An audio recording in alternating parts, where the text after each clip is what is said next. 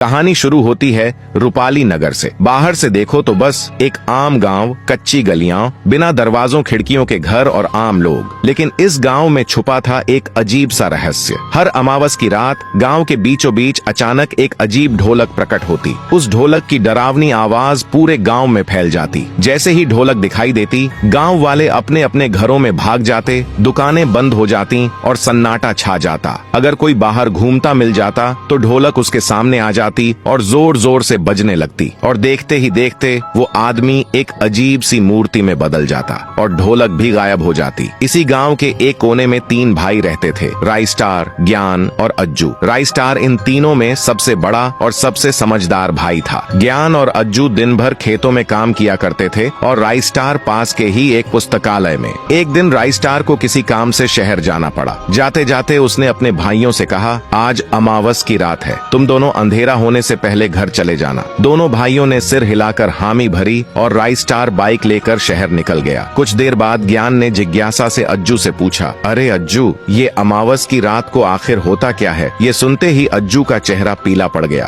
उसने धीरे से कहा, गांव के लोगों का कहना है कि हर अमावस को एक जादुई ढोलक प्रकट होती है। कोई नहीं जानता वो कहां से आती है और क्यों आती है, लेकिन अगर उस रात कोई बाहर निकल पड़े और ढोलक के सामने पड़ जाए तो वो इंसान मूर्ति में बदल जाता है। ज्ञान ये सुनकर हंस पड़ा और बोला, भाई कैसी मजाकिया कहानी है, ऐसी बातें बस डराने के लिए फैलाई जाती हैं। दोनों बात ही कर रहे थे कि तभी अज्जू की प्रेमिका सोनम वहां आ पहुंची। वो घबराई हुई बोली, अज्जू जल्दी चलो, माँ की तबीयत बहुत खराब है, मदद चाहिए। अज्जू तुरंत बाइक लेकर सोनम के साथ निकल गया और जाते जाते ज्ञान से बोला, देर मत करना, काम निपटाकर सीधा घर चले आना। ज्ञान काम में इतना व्यस्त रहा कि उसे पता ही नहीं चला कब रात हो गई। जल्दी जल्दी काम निपटाकर जब वो गांव की ओर लौटा, तभी अचानक उसके कानों में ढोलक की डरावनी आवाज गूंजने लगी। उसने बाइक रोकी और इधर उधर देखने लगा। अचानक वहीं ढोलक उसके सामने प्रकट हो गई और जोर जोर से बजने लगी। उधर अज्जू जब घर पहुंचा और ज्ञान को वहां न पाया तो परेशान होकर उसे ढूंढने निकल पड़ा। गांव की गलियों में भागते भागते उसे भी वही आवाज सुनाई दी। वो धीरे धीरे एक पुराने घर के पीछे छिपकर देखने लगा। जो नजारा उसके सामने था उसने उसकी रूह तक हिला दी। उसका भाई ज्ञान